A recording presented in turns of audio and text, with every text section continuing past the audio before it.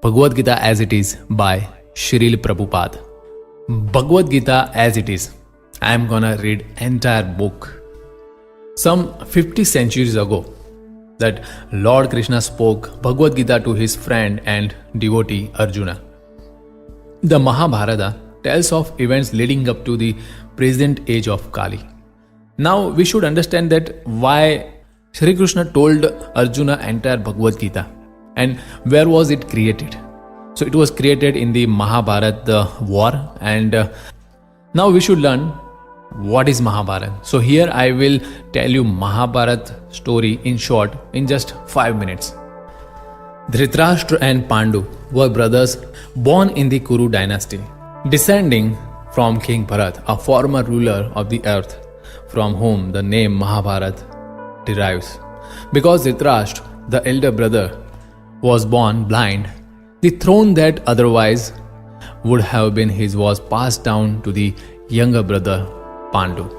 When Pandu died at an early age, his 5 children Yudhishthir, Bhim, Arjun, Nakul and Sahadev came under the care of Dhritarashtra, who in effect became for the time being the king. Thus the sons of Dhritarashtra and those of Pandu grew up in the same royal household. Both were trained in the military arts by the expert Drona and counseled by the reversed grandfather of the clan Bhishma.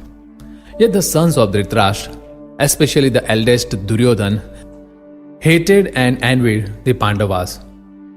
And the blind and weak-minded Dhritarashtra wanted his own sons, not those of Pandu, to inherit the kingdom. Thus Duryodhana, with Dhritarashtra's consent, plotted to kill the young sons of Pandu, and it was only by the careful protection of their uncle Vidura and their cousin Lord Krishna that the Pandavas escaped the many attempts against their lives. Now Lord Krishna was not an ordinary man, but the Supreme Godhead himself, who had descended to earth and was playing the role of prince in a contemporary dynasty. In this role, he was also the nephew of Pandu's wife Kundi, or Pritha, the mother of Pandavas.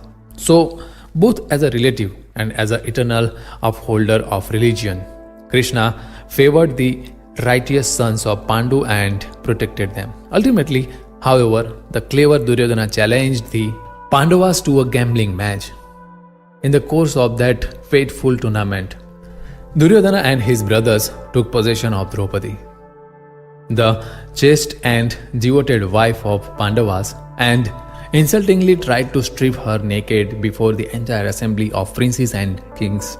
Krishna's divine intervention saved her, but the gambling, which was rigged, cheated the Pandavas of their kingdom and forced them into 13 years of exile.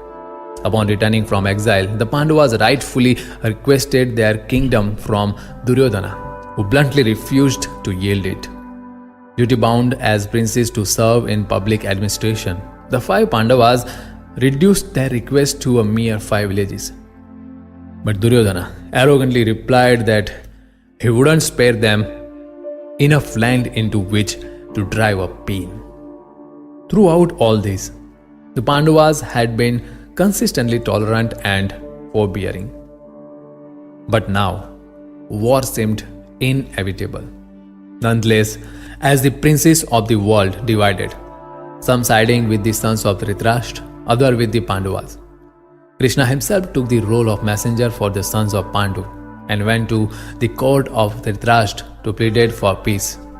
When his pleas were refused, war was now certain. The Pandavas, men of the highest moral stature, recognized Krishna to be the supreme personality of Godhead, whereas the impious sons of Dhritarashtra did not.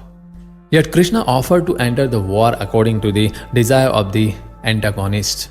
As God, he would not personally fight, but whoever so desired might avail himself of Krishna's army, and the other side could have Krishna himself as an advisor and helper. Duryodhana, the political genius, snatched at Krishna's armed forces, while the Pandavas were equally eager to have Krishna himself. In this way, Krishna became the charioteer of Arjuna, taking it upon himself to drive the fabled bowman's chariot. This brings us to the point at which Bhagavad Gita begins with the two armies arrived, ready for combat, and Dhritarashtra anxiously inquiring of his secretary Sanjaya. What did they do?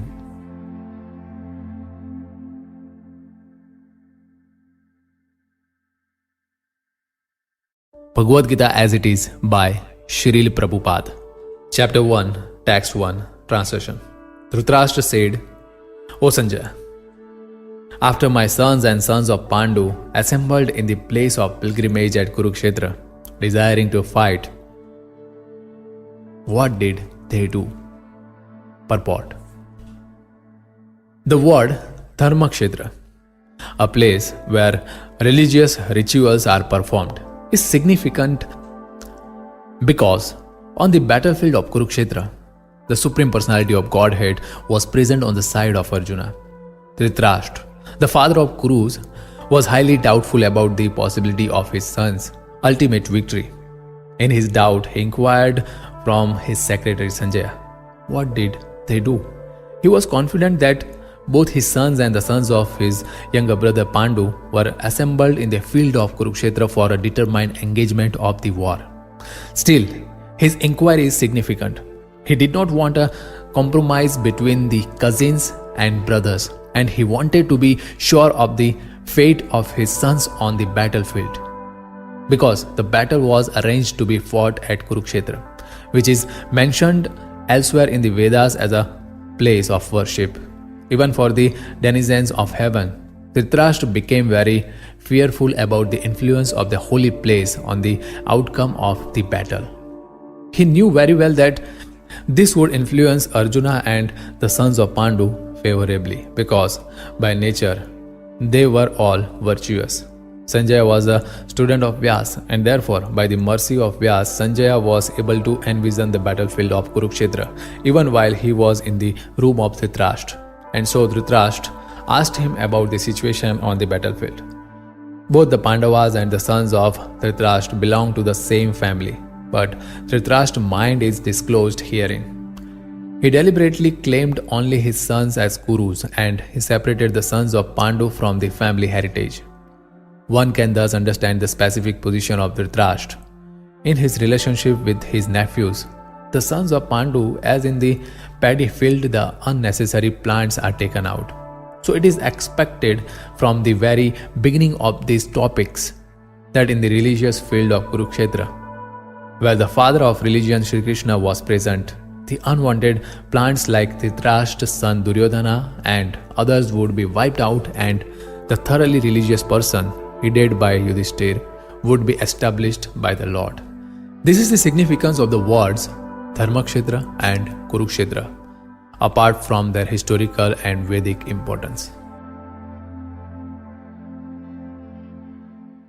Bhagavad Gita as it is by Srila Prabhupada. Chapter 1, Text 2, Translation. Sanjaya said, O king, after looking over the army arranged in the military formation by the sons of Pandu, King Duryodhana went to his teacher and spoke the following words. Purport. Dhritarashtra was blind from birth. Unfortunately, he was also bereft of spiritual vision. He knew very well that his sons were equally blind in the matter of religion, and he was sure that they could never reach an understanding with the Pandavas, who were all pious since birth.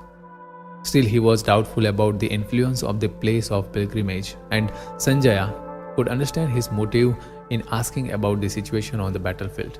Sanjaya wanted, therefore, to encourage the despondent king, and thus assured him that his sons were not going to make any sort of compromise under the influence of the holy place. Sanjaya, therefore, informed the king that his son Duryodhana, after seeing the military force of the Pandavas, at once went to the commander-in-chief Dronacharya to inform him of the real position. Although Duryodhana is mentioned as the king, he still had to go to the commander an account of the seriousness of the situation. He was therefore quite fit to be a politician. But Duryodhana's diplomatic veneer could not disguise the fear he felt when he saw the military arrangement of the Pandavas. Bhagavad Gita as it is by Srila Prabhupada. Chapter 1, Text 3, Translation. O my teacher, behold the great army of the sons of Pandu, so expertly arranged by your intelligent disciple, the son of Drupad. Purport. Duryodhana, a great diplomat, wanted to point out the defects of Dronacharya. A great Brahman commander-in-chief, Dronacharya, had some political quarrel with King Drupada, the father of Draupadi, who was Arjuna's wife. As a result of the quarrel, Drupada performed a great sacrifice, by which he received the benediction of having a son who would be able to kill Dronacharya. Dronacharya knew this perfectly well, and yet as a liberal Brahmana, he did not hesitate to impart all his military secrets when the son of Drupad, Drishtadyuman, was entrusted to him for military education. Now on the battlefield of Kurukshetra, Drishtadyuman took the side of Pandavas, and it was he who arranged for their military phalanx.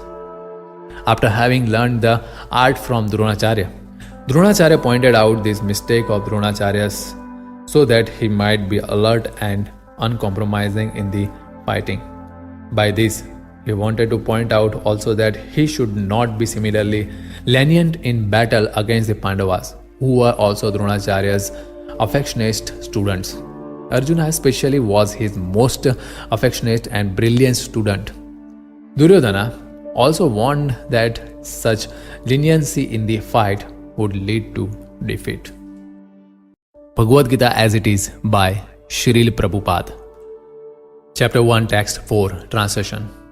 Here in this army are many heroic bowmen equal in fighting to Bhima and Arjuna, great fighters like Yuyudhan, Virat and Drupad. Purport. Even though Drishtadyuman was not a very important obstacle in the face of Dronacharya's very great power in the military art, there were many others who were causes of fear. They are mentioned by Duryodhana as great stumbling blocks on the path of victory, because each and every one of them was as formidable as Bhima and Arjuna. He knew the strength of Bhima and Arjuna, and thus he compared the others with them. Bhagavad Gita as it is by Srila Prabhupada. Chapter 1, Text 5, Translation.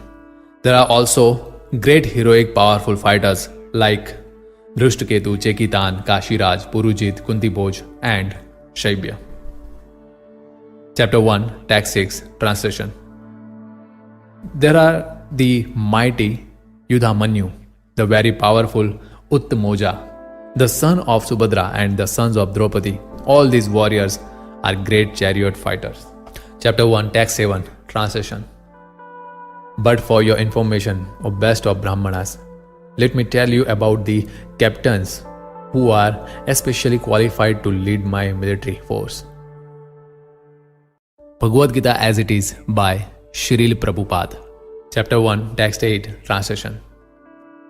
There are personalities like you, Bhishma, Karna, Kripa, Ashwathama, Vikarna and the son of Somdatta called Purishrava, who are always victorious in battle.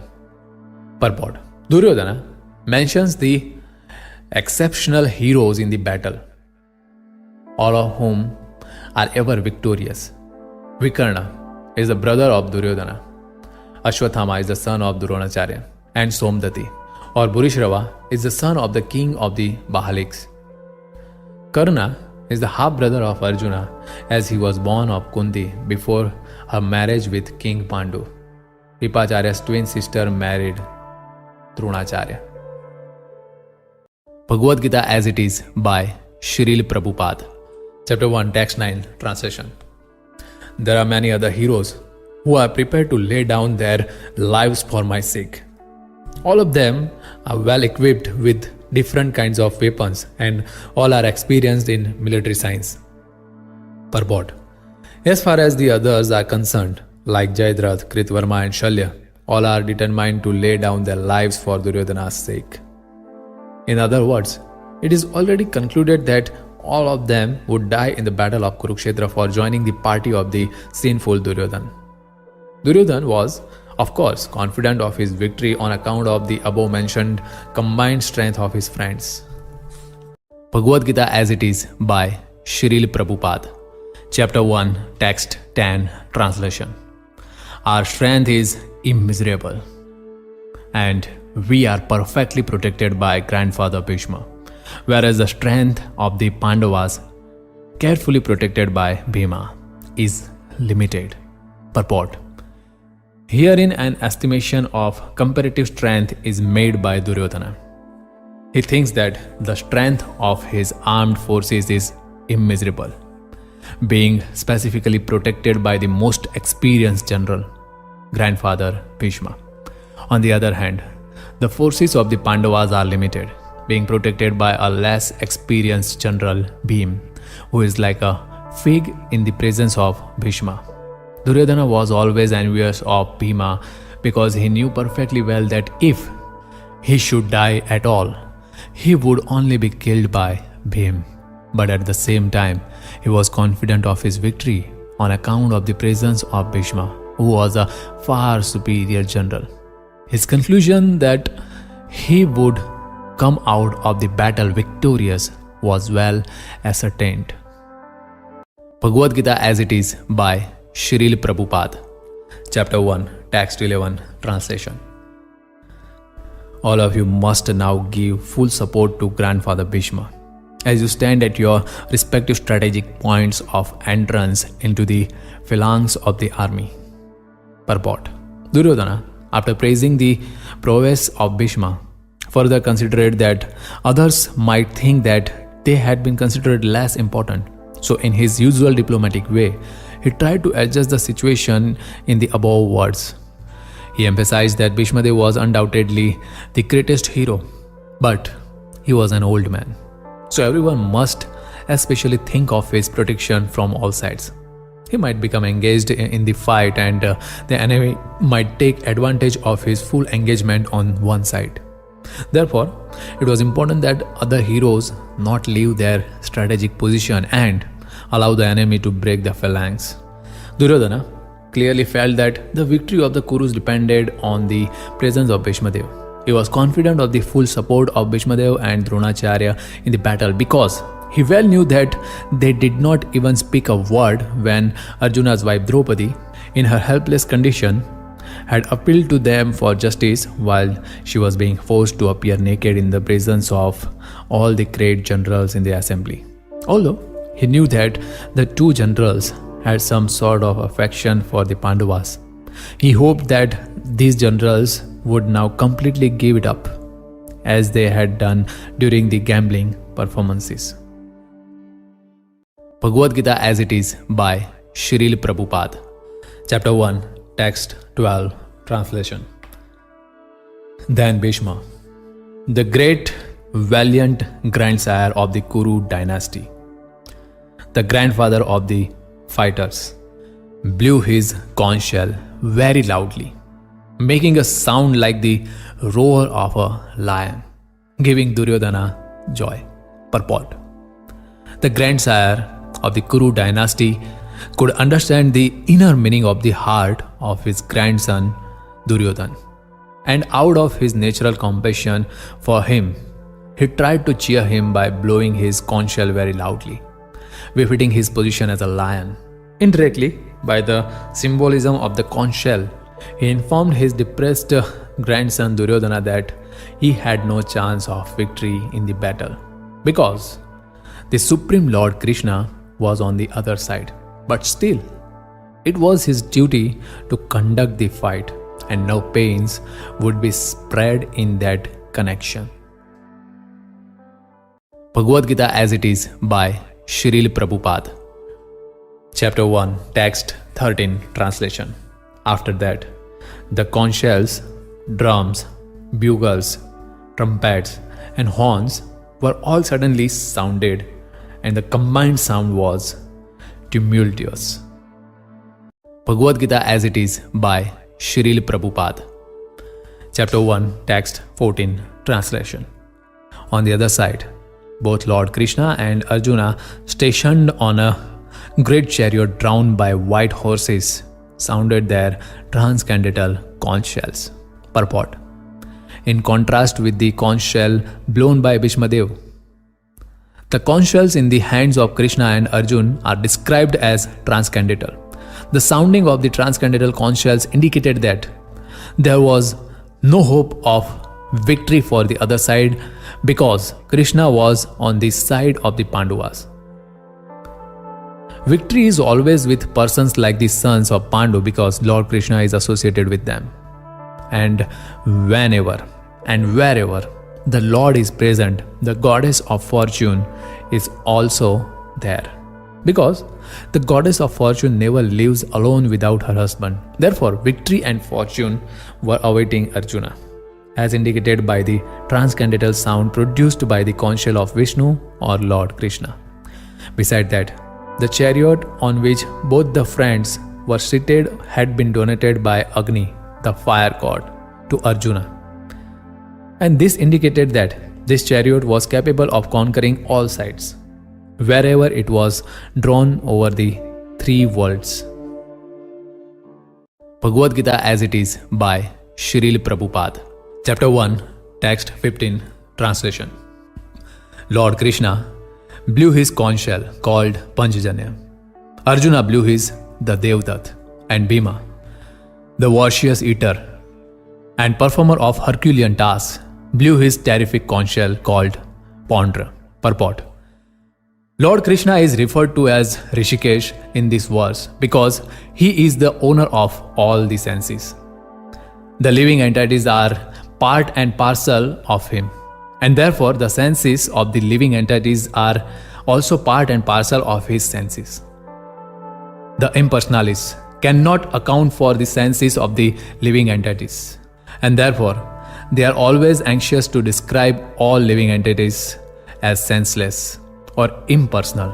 The Lord, situated in the hearts of all living entities, directs their senses, but he directs in terms of the surrender of the living entity. And in the case of a pure devotee, he directly controls the senses.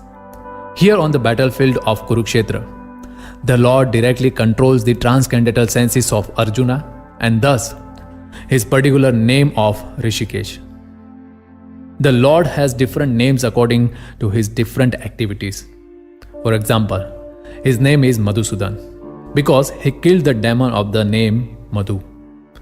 His name is Govinda because he gives pleasure to the cows and to the senses. His name is Vasudev because he appeared as the son of Vasudev. His name is Devaki Nandan because he accepted Devaki as his mother. His name is Yashoda Nandan because he awarded his childhood pastimes to Yashoda at Vrindavan. His name is Parth Sarthi because he worked as charioteer of his friend Arjuna. Similarly, his name is Rishikesh because he gave direction to Arjuna on the battlefield of Kurukshetra. Arjuna is referred to as Dhananjay in this verse because he helped his elder brother in fetching wealth when it was required by the king to make expenditures for different sacrifices. Similarly, Bhima is known as Vrikodar because he could eat as voraciously as he could perform Herculean tasks, such as killing the demon Hidimba. So the particular types of conch shell blown by the different personalities on the side of the Pandavas, beginning with the lords, were all very encouraging to the fighting soldiers. On the other side, there were no such credits, nor the presence of Lord Krishna, the supreme director, nor that of the goddess of fortune. So they were predestined to lose the battle. And that was the message announced by the sounds of the conch shells. Bhagavad Gita as it is by Srila Prabhupada. Chapter 1, Text 16, 17, 18. Translation. King Yudhishthir, the son of Kunti, blew his conch shell. The Anant Vijay and Nakula and Sahadev blew the Sukhosh and Manipushpak. The great archer, the king of Kashi, the great fighter Shikhandi, Drushtadhyuman, Virat, the unconquerable Satyaki, Drupad, the sons of Draupadi, and the others, O king, such as the mighty armed son of Subhadra, all blew their respective conches. Purport. Sanjaya informed King Dhritarashtra very tactfully that his unwise policy of deceiving the sons of Pandu and endeavoring to enthrone his own sons on the seat of the kingdom was not very laudable.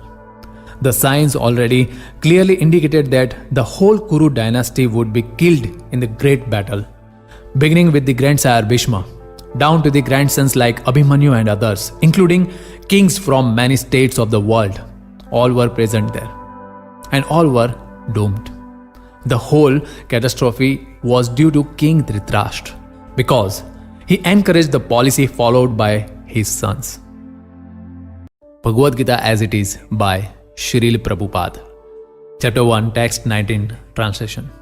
The blowing of these different conches became uproarious, vibrating both in the sky and on the earth. It shattered the hearts of the sons of Dhritarashtra. Purport. When Bhishma and the others on the side of Duryodhana blew their respective conches, there was no heartbreaking on the part of the Pandavas. Such occurrences are not mentioned, but in this particular verse, it is mentioned that the hearts of the sons of Dhritarashtra were shattered by the sounds vibrated by the Pandavas' party. This is due to the Pandavas and their confidence in Lord Krishna. One who takes shelter of the Supreme Lord has nothing to fear, even in the midst of the greatest calamity. Bhagavad Gita as it is by Srila Prabhupada. Chapter 1, Text 20, Translation. At that time, Arjuna, the son of Pandu, seated in the chariot bearing the flag marked with Hanuman, took up his bow and prepared to shoot his arrows. O king, after looking at the sons of Dhritarashtra drawn in military array, Arjuna then spoke to Lord Krishna these words. Purport. The battle was just about to begin.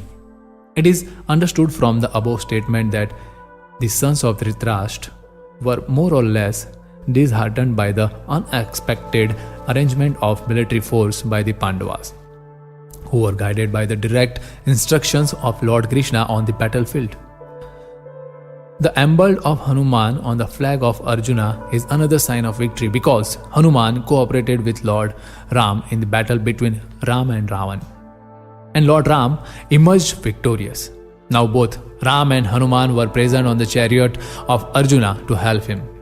Lord Krishna is Ram himself, and wherever Lord Ram is his eternal servitor Hanuman, and his eternal consort Sita, the goddess of fortune, are present. Therefore, Arjuna had no cause to fear any enemies whatsoever.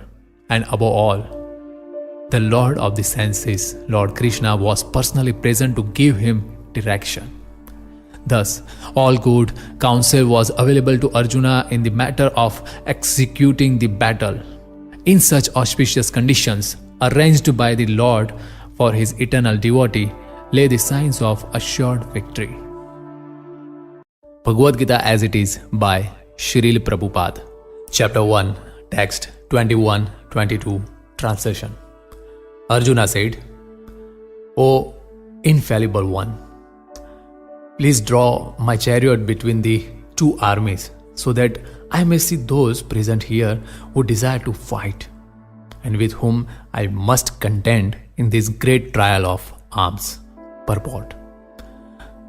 Although Lord Krishna is the Supreme Personality of Godhead, out of his causeless mercy, he was engaged in the service of his friend. He never fails in his affection for his devotees, and thus he is addressed herein as infallible. As charioteer, he had to carry out the orders of Arjuna, and since he did not hesitate to do so, he is addressed as infallible.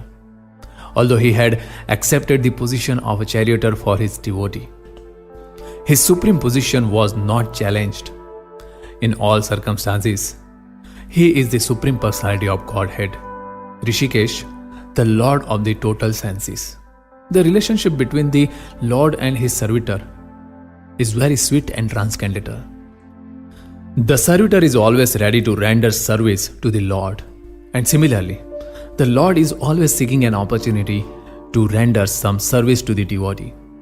He takes greater pleasure in his pure devotees assuming the advantageous position of ordering him than he does in being the giver of orders. Since he is master, everyone is under his orders, and no one is above him to order him. But when he finds that a pure devotee is ordering him, he obtains transcendental pleasure, although he is the infallible master in all circumstances.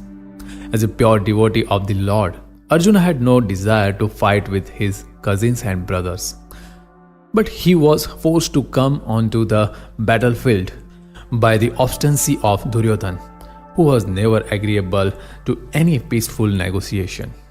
Therefore, he was very anxious to see who the leading persons present on the battlefield were. Although there was no question of peacemaking endeavor on the battlefield, he wanted to see them again and to see how much they were bent upon demanding an unwanted war.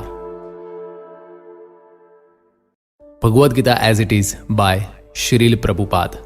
Chapter 1, Text 23, Translation. Let me see those who have come here to fight, wishing to please the evil-minded son of Dhritarashtra. Purport. It was an open secret that Duryodhana wanted to usurp the kingdom of the Pandavas by evil plans, in collaboration with his father Dhritarashtra. Therefore, all persons who had joined the side of Duryodhana must have been birds of the same feather.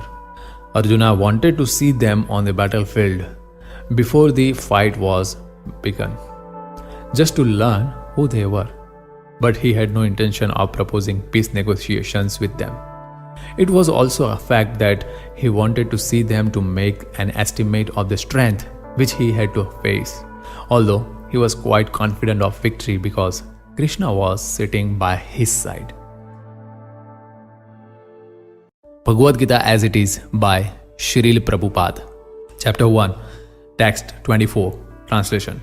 Sanjaya said, O descendant of Bharata, having thus been addressed by Arjuna, Lord Krishna drew up this fine chariot in the midst of the armies of both parties. Purport. In these words, Arjuna is referred to as Kudakesh. Kudaka means sleep, and one who conquers sleep is called Kudakesh. Sleep also means ignorance. So Arjuna conquered both sleep and ignorance because of his friendship with Krishna.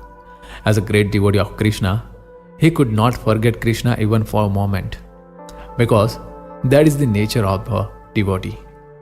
Either in walking or in sleep, a devotee of the Lord can never be free from thinking of Krishna's name, form, qualities, and pastimes. Thus, a devotee of Krishna can conquer both sleep and ignorance simply by thinking of Krishna constantly. This is called Krishna consciousness or Samadhi, as Rishikesh, or the director of the senses and mind of every living entity. Krishna could understand Arjuna's purpose in placing the chariot in the midst of the armies. Thus, he did so and spoke as follows. Bhagavad Gita as it is by Srila Prabhupada. Chapter 1, Text 25, Translation. In the presence of Bhishma, Drona and all other chieftains of the world, the Lord said, just behold Parth, all the Kurus assembled here. Purport. As the supersoul of all living entities, Lord Krishna could understand what was going on in the mind of Arjuna. The use of the word Rishikesh in this connection indicates that he knew everything. And the word Parth, or the son of Kunti, or Parth, is also similarly significant in reference to Arjuna. As a friend, he wanted to inform Arjuna that because Arjuna was the son of Parth, the sister of his own father Vasudeva, he had agreed to be charioteer of Arjuna. Now, what did Krishna mean when he told Arjuna to behold the Kurus? Did Arjuna want to stop there and not to fight? Krishna never expected such things from the son of his aunt Pritha. The mind of Arjuna was thus predicted by the Lord in friendly joking. Bhagavad Gita as it is by Srila Prabhupada. अध्याय 1 श्लोक 26 अनुवाद। There Arjuna could see within the midst of the armies of both parties his fathers, grandfathers, teachers, maternal uncles, brothers, sons, grandsons, friends, and also his fathers-in-law and well-wishers. Purport. On the battlefield, Arjuna could see all kinds of relatives. He could see persons like Purishrava, who were his father's contemporaries, grandfathers Bhishma and Somdat, teachers like Dronacharya and Krupacharya, maternal uncles like Shalya and Shakuni, brothers like Duryodhan, sons like Lakshman, friends like Ashwathama, well-wishers like Krutvarma, etc. He could see also the armies which contained many of his friends. Bhagavad Gita as it is by Shril Prabhupada. Chapter 1, Text 27, Translation. When the son of Kunti, Arjuna saw all these different grades of friends and relatives, he became overwhelmed with compassion and spoke thus. Chapter 1, Text 28, Translation. Arjuna said, My dear Krishna, seeing my friends and relatives present before me in such a fighting spirit, I feel the limbs of my body quivering and my mouth drying up. Purport. Any man who has genuine devotion to the Lord has all the good qualities which are found in godly persons or in the demigods, whereas the non-devotee, however advanced he may be in material qualifications by education and culture, lacks in godly qualities. As such, Arjuna, just after seeing his kinsmen, friends and relatives on the battlefield, was at once overwhelmed by compassion for them who had so decided to fight amongst themselves. As far as his soldiers were concerned, he was sympathetic from the beginning, but he lacked compassion even for the soldiers of the opposite party, for seeing their imminent death. And while he was so thinking, the limbs of his body began to quiver, and his mouth became dry. He was more or less astonished to see their fighting spirit. Practically, the whole community, all blood relatives of Arjuna, had come to fight with him. This overwhelmed a kind devotee like Arjuna. Although it is not mentioned here, still one can easily imagine that not only were Arjuna's body limbs quivering and his mouth drying up, but he was also crying out of compassion. Such symptoms in Arjuna were not due to weakness but to his soft-heartedness, a characteristic of a pure devotee of the Lord. It is said, therefore, one who has unflinching devotion for the personality of Godhead has all the good qualities of the demigods. But one who is not a devotee of the Lord has only material qualifications that are of little value. This is because he is hovering on the material plane and is certain to be attracted by the glaring material energy. Bhagavad Gita as it is by Shril Prabhupada. Chapter 1, Text 29, Translation. My whole body is trembling. My hair is standing on end. My bow Gandiv is slipping from my hand and my skin is burning. Purport. There are two kinds of trembling of the body and two kinds of standings of the hair on end. Such phenomena occur either in great spiritual ecstasy or out of great fear under material conditions. There is no fear in transcendental realization. Arjuna's symptoms in this situation are out of material fear, namely loss of life. This is evident from other symptoms also. He became so impatient that his famous bow Gandhi was slipping from his hands. And because his heart was burning within him, he was feeling a burning sensation of the skin. All these are due to a material conception of life. Bhagavad Gita as it is by Shril Prabhupada. Chapter 1, Text 30, Translation. I am now unable to stand here any longer. I am forgetting myself and my mind is reeling. I see only cause of misfortune, O Krishna, killer of the Kesi demon. Purport. Due to his impatience, Arjuna was unable to stay on the battlefield and he was forgetting himself on account of this weakness of his mind. Excessive attachment for material things puts a man in such a bewildering condition of existence.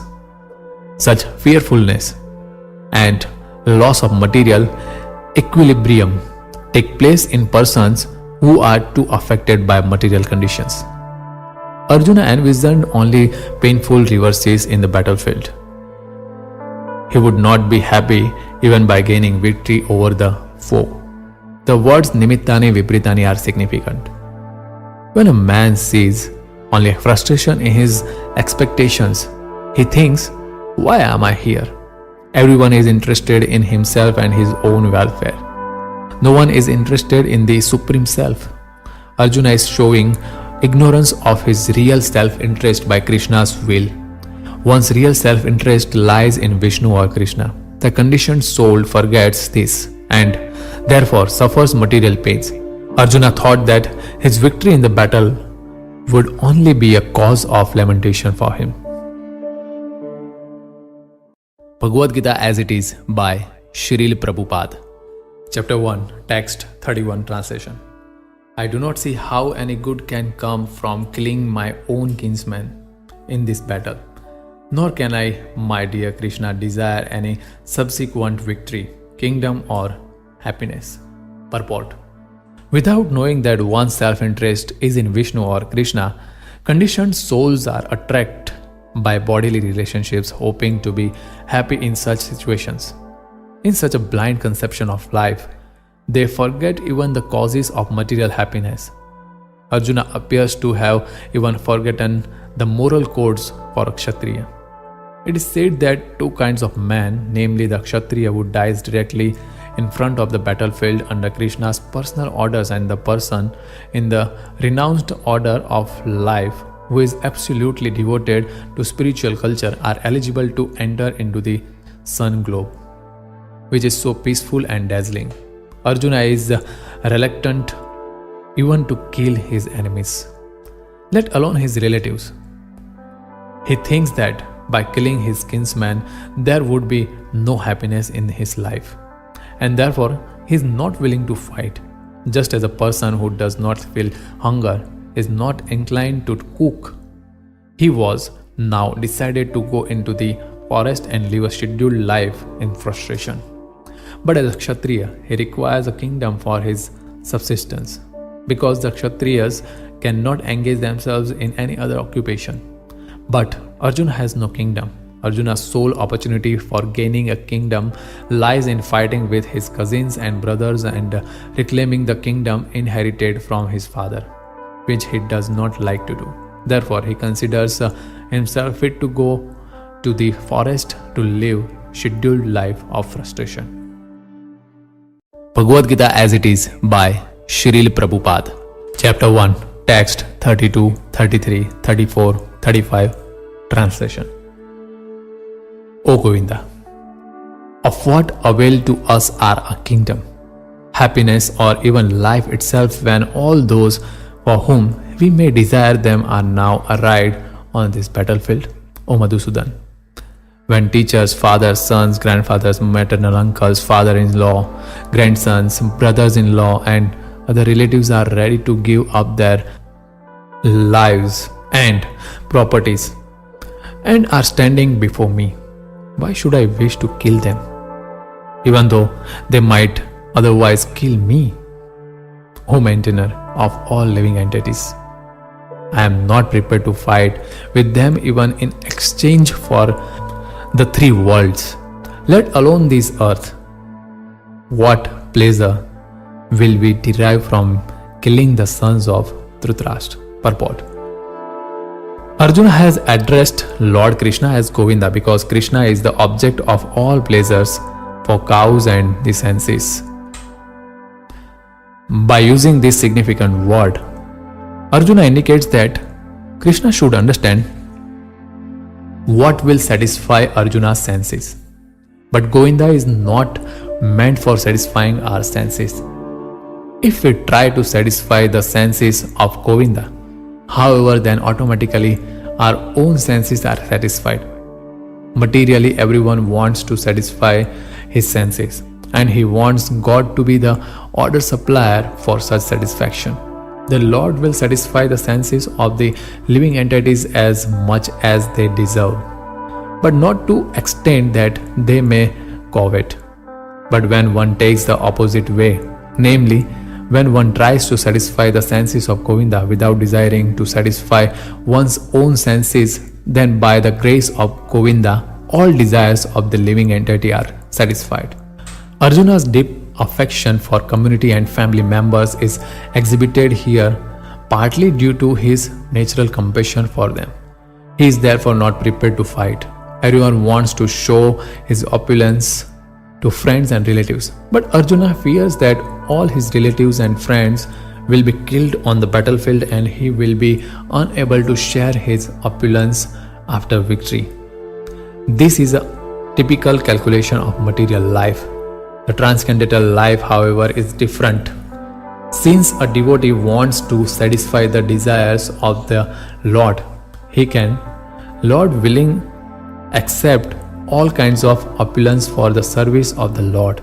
And if the Lord is not willing, he should not accept a farthing. Arjuna did not want to kill his relatives, and if there were any need to kill them, he desired that Krishna kill them personally. At this point, he did not know that Krishna had already killed them before their coming into the battlefield, and that he was only become an instrument for Krishna. This fact is disclosed in following chapters. As a natural devotee of the Lord, Arjuna did not like to retaliate against his miscreant cousins and brothers. But it was the Lord's plan that they should all be killed.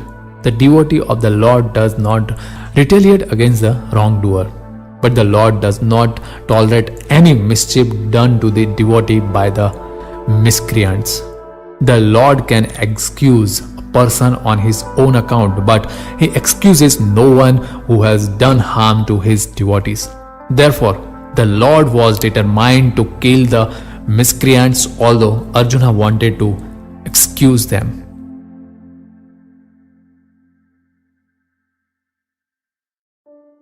Bhagavad Gita as it is by Srila Prabhupada.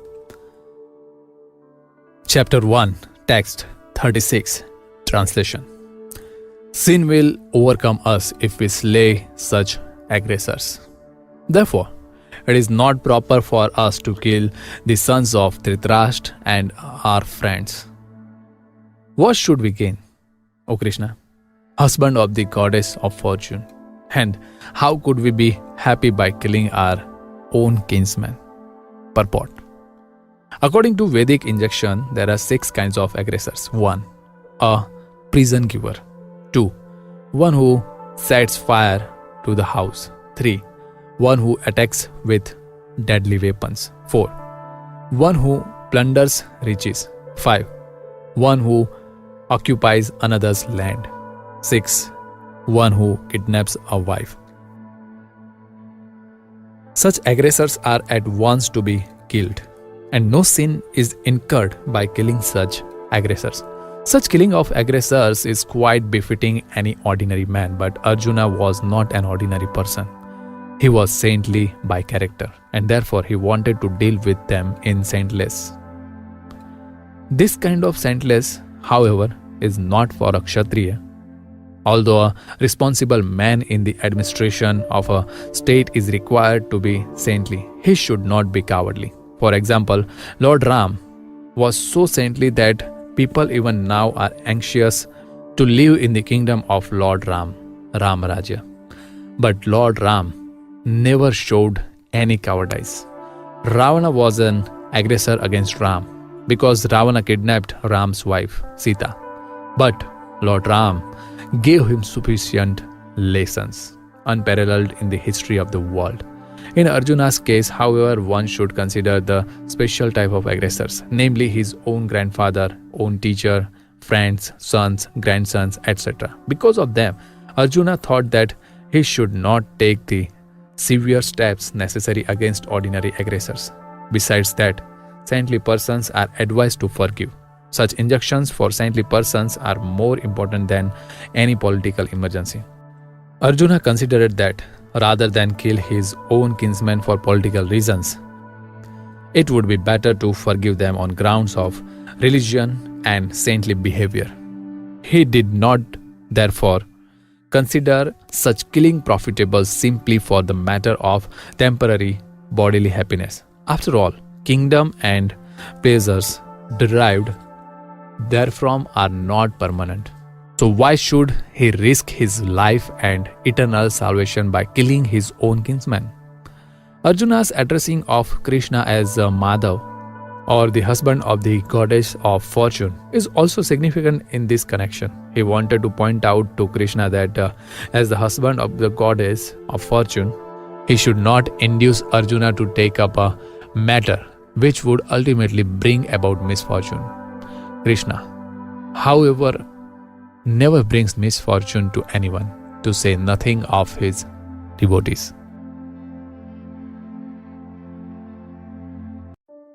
Bhagavad Gita as it is by Srila Prabhupada. Chapter 1, text 37-38. Translation.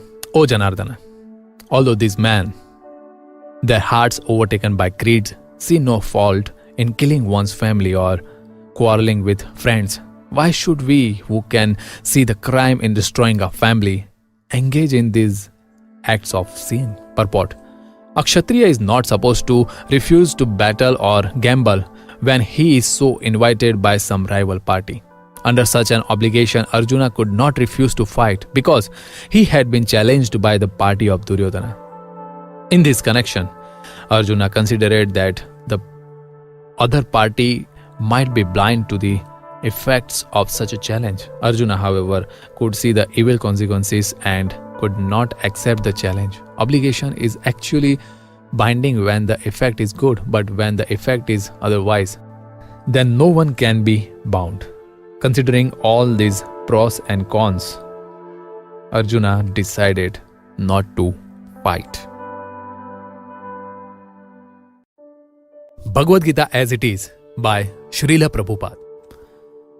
Chapter 1, text 39, translation. With the destruction of the dynasty, the eternal family tradition is vanquished, and thus the rest of the family becomes involved in irreligion. Purport. In the system of the Varnashrama institution, there are many principles of religious traditions to help members of the family grow properly and attain spiritual values. The elder members are responsible for such purifying processes in the family, beginning from birth to death. But on the death of the elder members, such family traditions of purification may stop, and the remaining younger family members may develop irreligious habits and thereby lose their chance for spiritual salvation. Therefore, for no purpose should the elder members of the family be slain. Bhagavad Gita as it is by Srila Prabhupada. Chapter 1, text 40, translation. When irreligion is prominent in the family, O Krishna, the women of the family become polluted. And from the degradation of womanhood, O descendant of Rishi, comes unwanted progeny. Purport. Good population in human society is the basic principle for peace, prosperity and spiritual progress in life. The Varnashram religious principles were so designed that the good population would prevail in society for the general spiritual progress of state and community. Such population depends on the chastity and faithfulness of its womanhood. As children are very prone to be misled, women are similarly very prone to degradation. Therefore, both children and women require protection by the elder members of the family. By being engaged in various religious practices, women will not be misled into adultery. According to Chanakya Pandit, women are generally not very intelligent and therefore not trustworthy. So the different family traditions of religious activities should always engage them, and thus their chastity and devotion will give birth to a good population eligible for participating in the Varnashram system. On the failure of such Varnashram dharma, naturally the women become free to act and mix with men, and thus adultery is indulged in at the risk of unwanted population. Irresponsible men also provoke adultery in society, and thus unwanted children flood the human race at the risk of war and pestilence. Bhagavad Gita as it is by Srila Prabhupada.